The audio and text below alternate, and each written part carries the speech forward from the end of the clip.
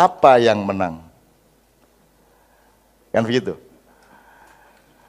Coba Anda lihat perdebatan Cagup Jakarta kemarin, semuanya kan materialisme. Semua urusannya kan materi. Semua urusannya pembangunan keduniaan. Itu kalau dipotret lagi, itu semuanya kapitalisme global. Semua itu proyek, semua itu. Pokoknya urusan keduniaan yang kita sembah-sembah, tapi kita sendiri mengeluh tiap hari dan tidak beres tiap hari. Jadi yang menang pasti materialisme. Tinggal kadarnya saja. Ada yang memang dipasang oleh 9 lelaki di kota Jakarta surat apa itu Pak? Al-An'am. Ya. Ada yang mencoba mempertahankan jangan sampai ke An-Naml, ya. 9 naga itu. Ada memang dipasang oleh 9 naga untuk menjadi pemimpin, ada yang tidak dipasang, tapi dia juga tidak akan bisa mengelakkan. Tidak mungkin gubernur Jakarta bisa mengelak dari kapitalisme global. Jadi mungkin kadarnya aja yang berbeda, tapi pasti yang menang adalah materialisme, pasti yang menang adalah hedonisme, pasti yang menang adalah keduniaan, pasti yang menang adalah kebendaan. Yang diperdebatkan juga hanya kebendaan. Jadi kita tidak perlu tahu siapa gubernurnya, karena pasti yang dia lakukan adalah materialisme. Itu kalau kita ngomong ekstrim di Ma'iyah, sekedar untuk pengetahuan.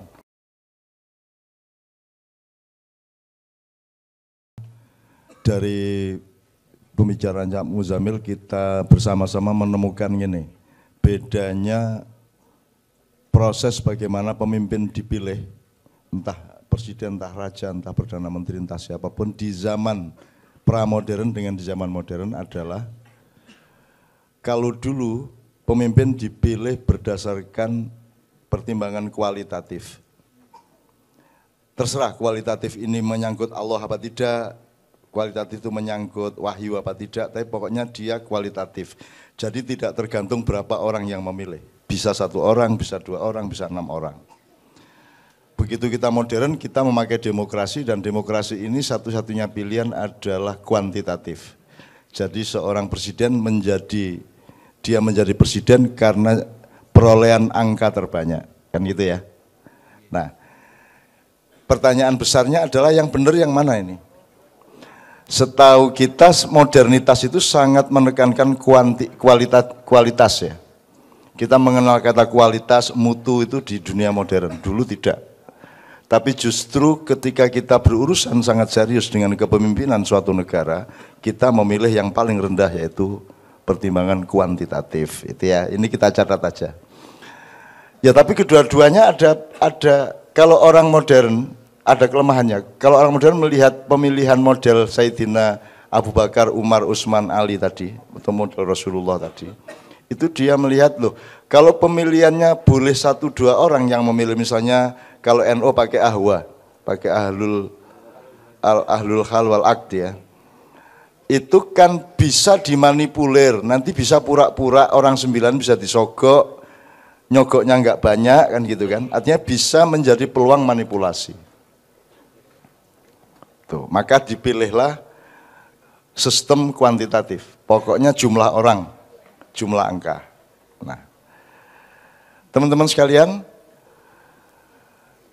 kita harus berpikir keras terus-menerus untuk sampai menemukan titik yang paling adil dari dilema yang berlangsung antara kuantitatif dengan kualitatif. Sekarang kalau kritik terhadap yang kualitatif, kalau yang milih itu nanti bisa Abu Bakar milih Umar tok, 1 orang tok, apapun alasannya, kan nanti bisa dia kolusi, dia cenderung nepotis, memilih saudaranya sendiri, kan gitu. Pertanyaan baliknya adalah, kalau kuantitatif sekarang dimanipulasi apa tidak? Sekarang ini manipulatif apa tidak? Justru wilayah manipulasinya jauh lebih luas daripada yang kalau kualitatif. Kalau kualitatif, kalau mau kita bunuh orang yang memanipulasi yang cuma 1-2 orang. Tapi kalau sekarang kita mau bunuh semua rakyat. Karena rakyat memilih berdasarkan 100.000, ada yang partai memilih calonnya berdasarkan tawar-menawar, wani piro, sak piturute. Jadi demokrasi ini punya efek yang sama. Kalau kita ngomong suudzon, prasangka buruk, punya efek yang sama, manipulasi, nepotisme, eksploitasi dan seterusnya. Tetapi untuk mengatasinya lebih mudah zaman dulu. Kalau dulu raja jelek tinggal kita berontaknya 1 orang dan paling 100-200 orang. Kalau sekarang kita memberontaknya kan ruwet melalui sistem, melalui rapat, melalui hak angket, melalui segala macam, ruwet banget. Jadi sangat merepotkan padahal dengan cacat yang lebih besar. Kalau kita hitung ya. Cacatnya dulu cacat juga, tapi solusinya agak lebih simpel. Kalau sekarang cacatnya lebih besar dan solusinya lebih sukar. Nah, ini catatan pertama mengenai kuantitatif. Kita akan meneruskan yang begini apa tidak, kita tidak tahu. Kita tidak tahu, tapi kita matangkan dulu pemikiran kita. Nah, salah satu poin untuk mematangkan itu begini, yaitu poin kedua. Di dalam Al-Quran dan ajaran-ajaran Islam, setahu saya bukan hanya tidak ada anjuran untuk menjadi pemimpin, bahkan ada larangan dari Rasulullah jangan mencari atau meminta kekuasaan. Wala tas'alul imarah. La tas'alil imarah. La tas'alil imarah. Jangan meminta kekuasaan. Ya. Orang Jawa juga sudah tahu bahwa itu saru kan gitu kan. Itu saru. Yang ada di Quran itu fokusnya tidak pemimpin. Fokusnya itu kalau pemimpin itu the whole, semua orang adalah pemimpin. Kan sangat demokratis secara ilmu. Kullukum ra'in. Setiap engkau adalah pemimpin. Sebenarnya kalau ngomong kualitatif ini lebih menyeluruh karena setiap orang adalah pemimpin. Maka ketika dia memilih pemimpin, dia sudah memimpin dirinya untuk mampu menentukan pemimpin. Dengan dasar kullukum ra'in wa kullu ra'in mas'ulun an ra'iyatihi, maka umat Islam, maka Al-Quran memfokuskan anjurannya tidak kepada kesibukan untuk mencari pemimpin. Tidak ada. Yang ada adalah perjuangan untuk belajar agar bisa memilih pemimpin. Betul enggak? Jadi masalahnya di Indonesia ini bukan siapa pemimpinnya. Masalahnya seperti yang Pak Muzamil yang bilang, loh rakyatnya sudah bisa milih apa belum? Sudah punya ilmu atau belum? Sudah punya informasi atau belum? Sudah punya kualitas atau belum untuk milih pemimpin? Wong kowe milih panganan wae ra iso kok. Salah kok. Itu. Halale ora tidak dinomorsatukan kok, apalagi memilih presiden. Gitu. Nah, jadi sekali lagi teman-teman sekalian, tolong kita sebisa-bisa buka-buka Quran, hadis atau apapun, Anda perhatikan bahwa sarannya itu adalah pada rakyatnya, tidak pada pimpinannya. Supaya rakyat itu belajar pemimpin kudu sidik, fatona, sidik, amanah, tablik, fatona. Dan Rasulullah tidak pernah dididik atau ingin menjadi dirinya itu punya 4 sifat. Dia dengan sendirinya karena dia memimpin dirinya maka dia punya 4 sifat itu. Tidak karena berangkat dari 4 sifat itu terus menjadi al-amin, enggak.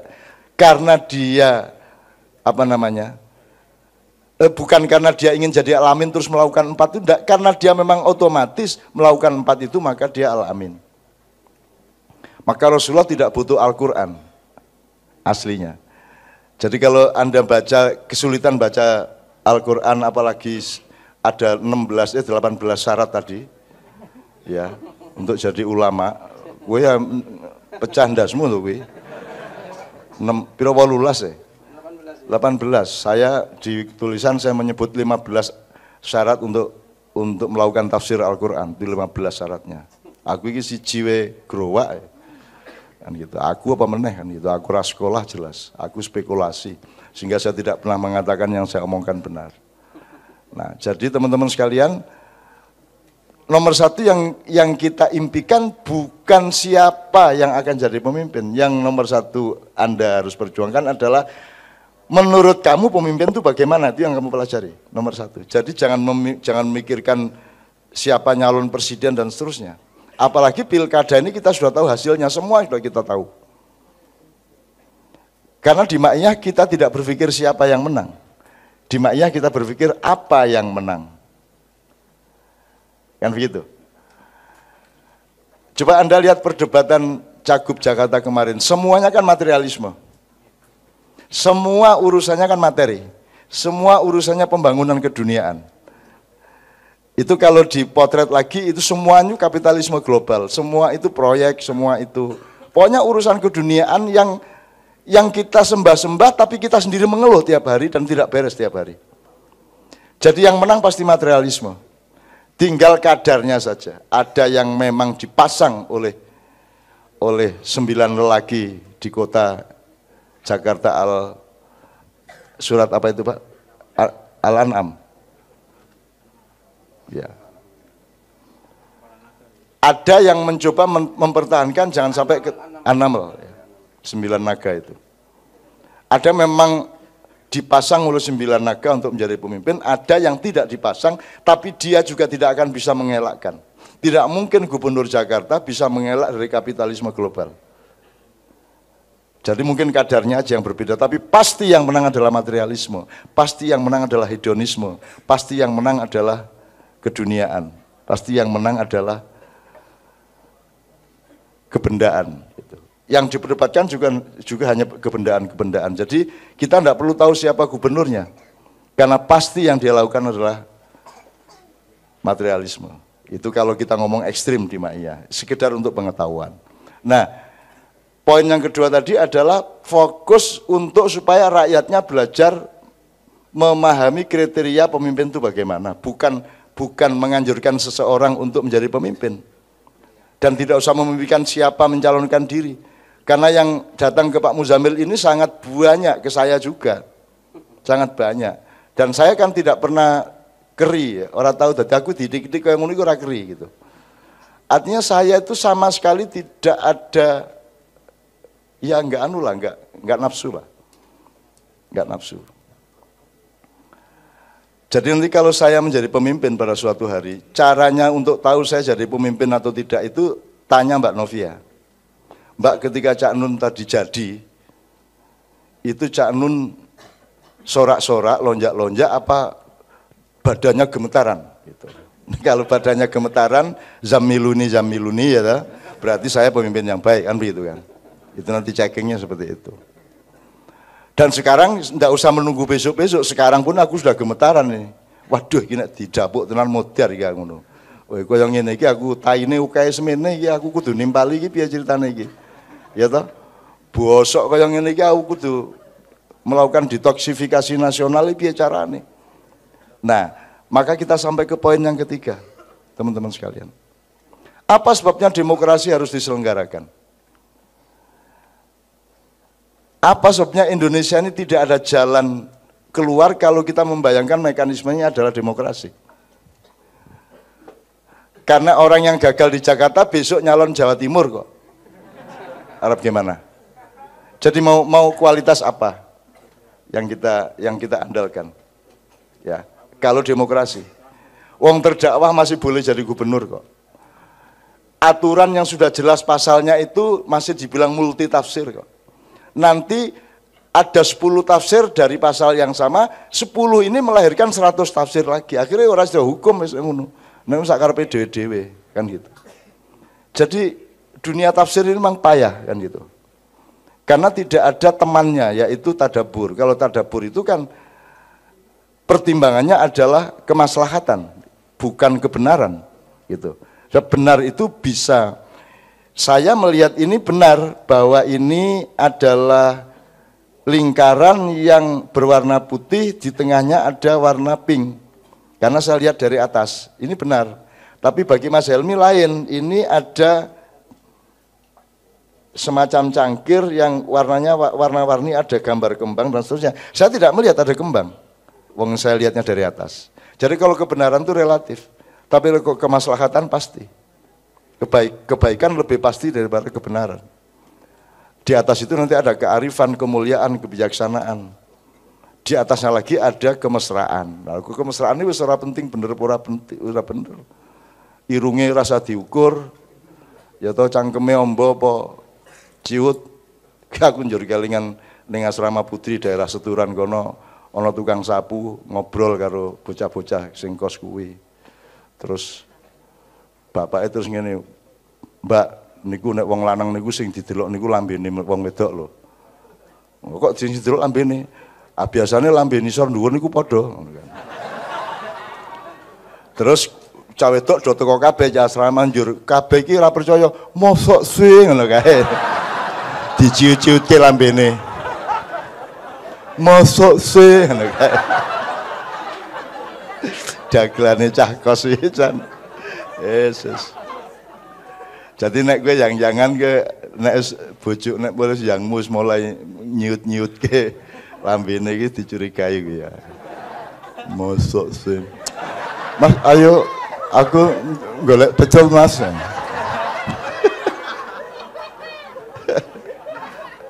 Sorry ya iki wis ora penak ya saru ngomong ngene iki. Ning Mak Ian ra apa-apa kemesraan ya Mas ya. Kemesraan. Oke. Nah, yang ketiga poinnya adalah teman sekalian, kalau kita mekanisme demokrasi saya tidak bisa bayangkan menyelesaikan Indonesia. Karena ruwet sekali prosesnya dan sangat panjang dan sangat relatif. Bayangin ngurusin nasibnya Antasari saja. Ya. Itu ruwetnya tidak karu-karuan. Dulu dia banding-banding ditolak terus. Kemudian sekarang kan sudah jelas masalahnya. Dia berani mengatakan bahwa mantan presiden ini dulu yang mendalangi, kan gitu. Itu kan secara hukum sudah sangat kuat. Kalau dia tidak benar, tinggal dilaporkan, dia dihukum pasti. Karena dia memberi pernyataan palsu, kesaksian palsu, kan begitu. Tapi terjadi enggak ini nanti? Kan sama-sama seolah-olah saling tawar-menawar untuk memaafkan dan memupus saja itu. Jadi di Indonesia ini yang pasti pun tidak pasti. Yang paling pasti adalah ketidakpastian. Kan begitu. Jadi semua aturan menjadi tidak teratur sehingga sedemikian rupa yang teratur hanyalah satu, yaitu ketidakteraturan. Kan begitu? Ya, Pak Musa. Puisi itu nanti. Ada puisi ketidakteraturan yang sangat teratur, kan? Dan keteraturan yang sangat tidak teratur. Kira-kira ngono ya puisi ini. Oke. Nah, teman sekalian, sekarang saya berkaca sama Mak Iya aja. Sekarang Anda lihat di Indonesia, kalau ada seorang kepala bagian atau bawahannya, itu kenapa dia tidak ikut? Kenapa kok banyak sekali yang terseret untuk korupsi ya? Apa bupati, apa bawahannya, apa siapapun gitu ya. Dan yang tertangkap itu menurut Anda ada 5% enggak dari semua yang korupsi?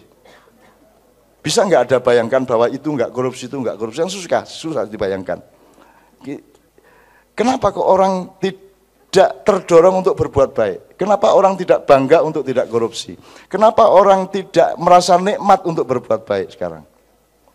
Gitu Mas. Kan masalahnya di Indonesia bukannya orang jahat.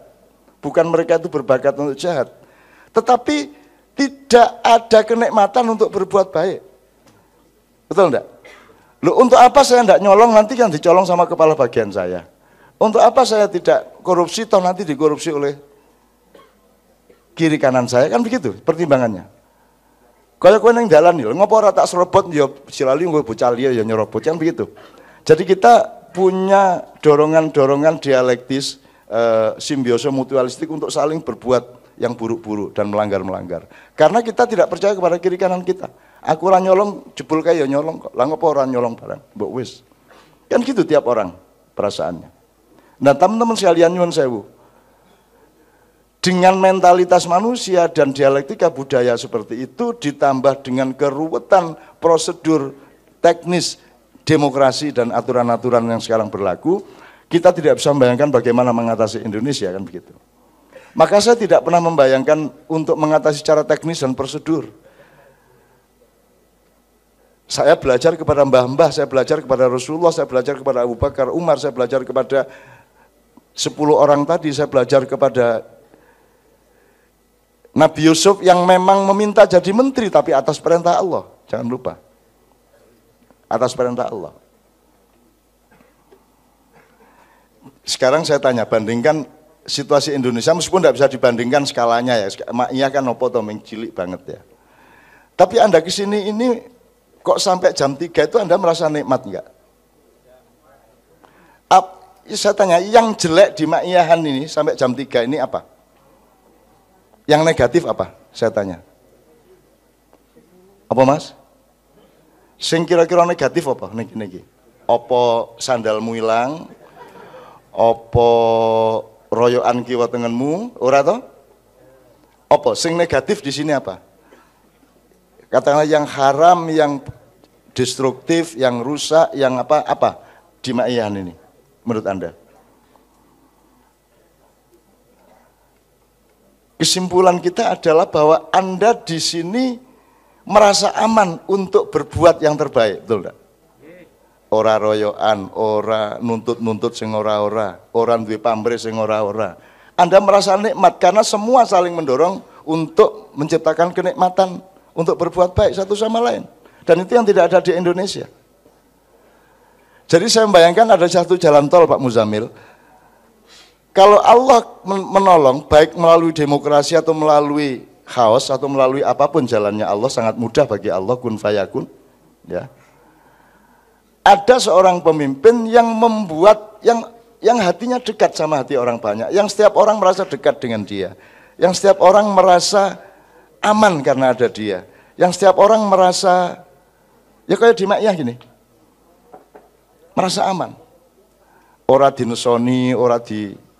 Dan Anda juga kan melakukan kurang ajar lah ora toh.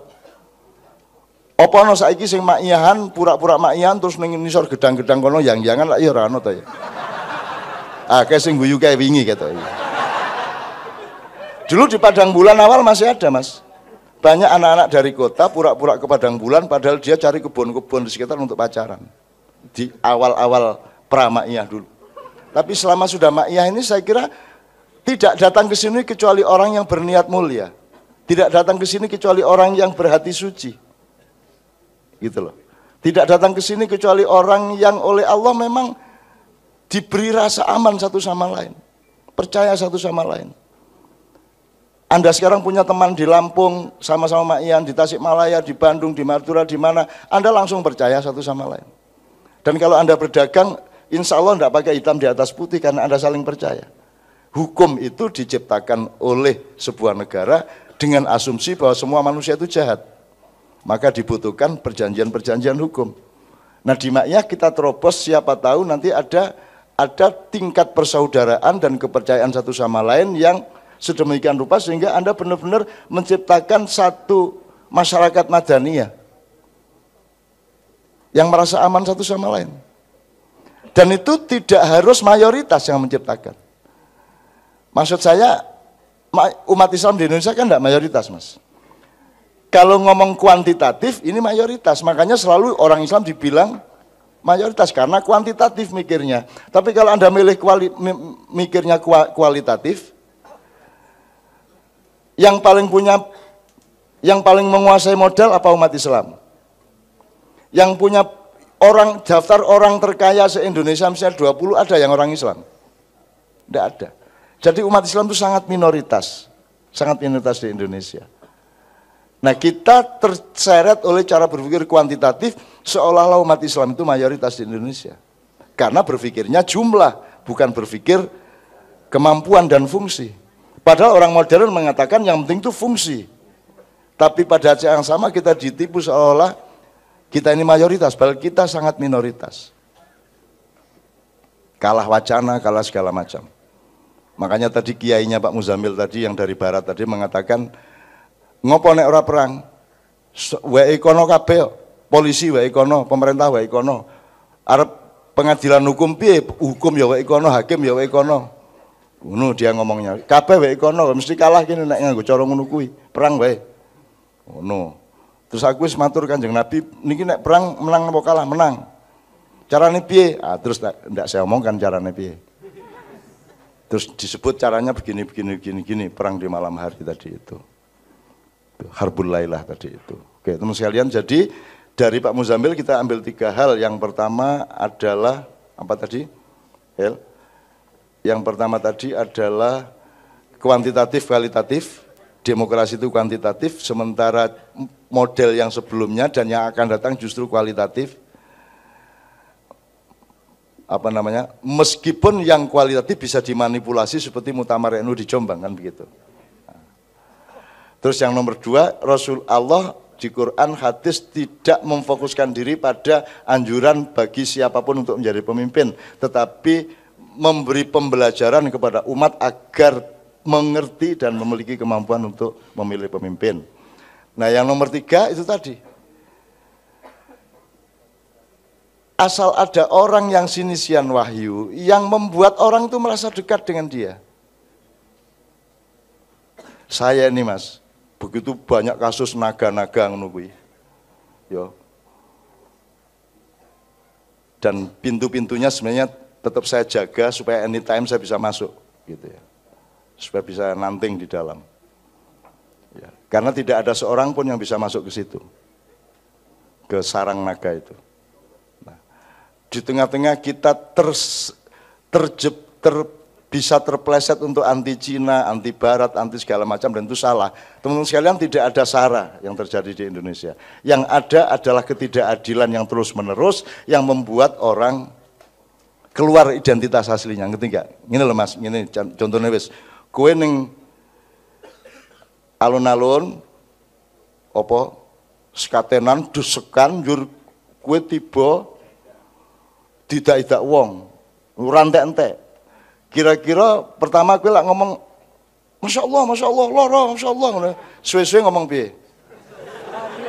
Cok, loro, cok. Begitu Anda teraniaya dan tidak bisa berbuat apa-apa di dalam keteraniayaan itu dalam waktu yang lama, maka keluarlah identitasmu, betul enggak? Keluarlah aslimu, betul enggak? Gitu loh. Maka kamu jebul sing tidak mau cah Jawa Timur mergo ngomongi tancuk. Padahal ada urusan enggak dengan Jawa Timur? Urusannya adalah diinjak. Jadi yang terjadi di Jakarta ini bukan soal Kristen, Islam, Bhinneka Tunggal Ika lawan kaum intoleransi, bukan itu soalnya.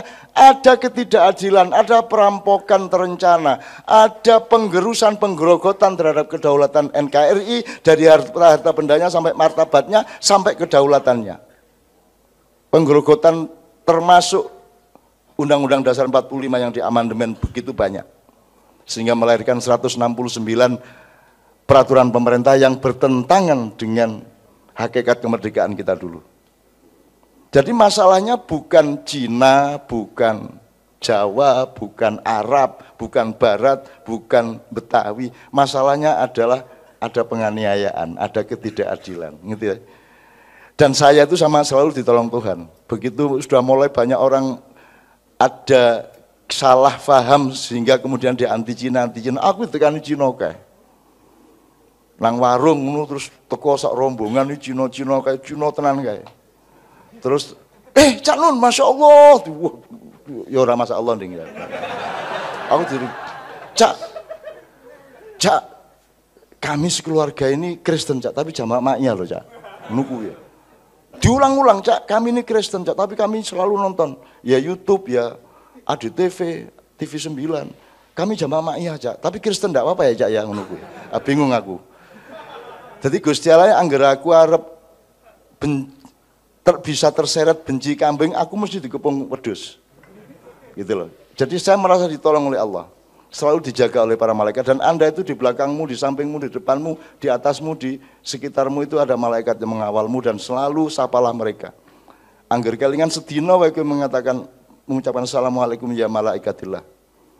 Ucapkan supaya dia terharu sama Anda. Tadi misalnya kowe harus ditangkap polisi, ditutupi ngono lho ya. Nek pas operasi kala ya ta. Jadi kowe iso liwat ora ketok karo polisine kalau gitu. Polisine disibukkan apa kan njur kowe liwat set ngono kowe. Utawa arep ditagih utang debt collector kowe liwat jake ora ketok gitu kan. Sapi turuti lah, pokoknya macam-macam lah. Nek kowe aktivasi malaikat insyaallah banyak ditolong. Ning aja dieksploitasi gitu. Loh, ini bukan klenik, ini bukan khurafat teman-teman sekalian. Itu Allah yang mengatakan, Rasulullah yang mengatakan bahwa kalian memang dikawal di Quran itu. Dan bagi manusia ada malaikat di depan dan di belakangnya yang mengawal mereka, kan begitu. Mulane kok wani-wani sing piye-piye kan gitu. Oke, 3 poin ini mudah-mudahan menjadi pembelajaran. Jadi kuncinya ndak usah bayangin saya atau siapapun, tapi Anda mendidik diri Anda, pikiran dan hati Anda untuk merasakan dan mengetahui kira-kira pemimpin yang bisa mengatasi itu yang bagaimana.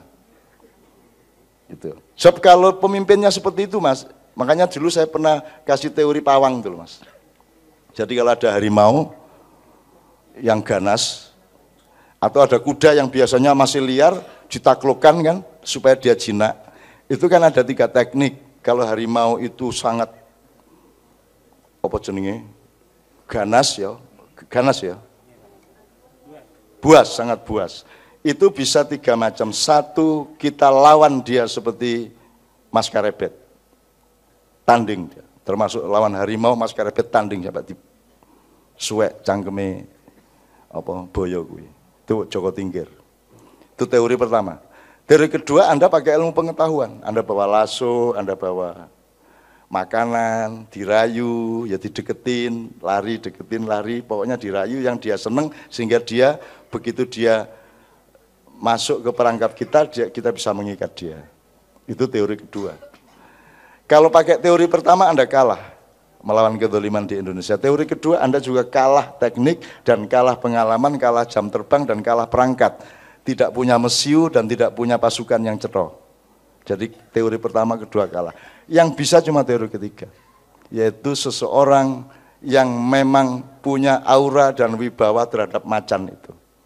Pokoknya macan kui garang kaya ngopo, nek ana wong kui langsung meneng. Wis langsung jinak deh. Selama ada dia jinak. Gitu. Kelingan langsung jinak gitu. Nah, kalau fenomena ini tidak terjadi di Indonesia, aku kurang ngerti caranya piye. Artinya ada pemimpin yang membuat orang merasa tenang dan tidak perlu jadi ganas. Orang yang ganas karena orang yang terancam. Orang yang teriak karena orang yang terinjak. Tidak ada orang radikal. Salah satu yang orang-orang Islam yang memilih Ahok kan karena khawatir nanti kalau milih bukan Ahok, nanti akan muncul dan bangkit Islam radikal. Radikal apa nih? Radikal itu hanya terjadi pada orang yang tidak punya jalan lain kecuali berteriak dan ngamuk, kan begitu. Masa meneng-meneng ngamuk? Masa ada aliran ngamuk? Lah ya ora ono. Ngamuk itu akibat dari sebab. Lah sebabnya adalah penganiayaan, penindasan, atau pertanyaan yang tidak bisa dia jawab dalam waktu yang lama, maka dia berteriak, maka dia mengamuk. Jadi tidak ada Islam radikal. Yang ada adalah Islam yang teraniaya dan tidak bisa menjawab keteraniayaan itu kecuali dia berbuat garang dan radikal. Demikian juga fundamentalis. Fundamentalis ya haruslah, masa hidup tidak fundamental. Berpijak aja fundamen di bumi kok. Masa kawin tidak fundamental. Masa di aku nikahi kamu ya tapi nanti kita tawar menawar deh gitu. So, ada suami istri yang teknis, yang saling mencari pasangan. Ada suami istri ngono kuwi. Kuwi ya menarik kuwi. Dadi sing lanang kuwi mau bengi karo sapa, Dik? Wah, anu Mas aku entuk wah. Arab tur maniak, Mas. Modar aku Mas. Itu saling cerita di antara mereka. Lah itu kan tidak fundamentalis namanya. Ya kan harus fundamentalis, Mbak. Kawin ya harus fundamentalis. Iya. Kalau iya bukan tidak. Kalau iya tidak boleh tidak, kalau tidak boleh iya, kan begitu. Itu namanya fundamentalis. Jadi teman-teman sekalian, oke. Mudah-mudahan ini menjadi pembelajaran bersama. Tidak ada sara kok di Indonesia. Tidak ada sara. Apalagi di rakyat kecil kayak sampean sama saya, tidak ada atau tidak ada masalah selama ini. Kecuali mereka menghina. Penghinaan bukan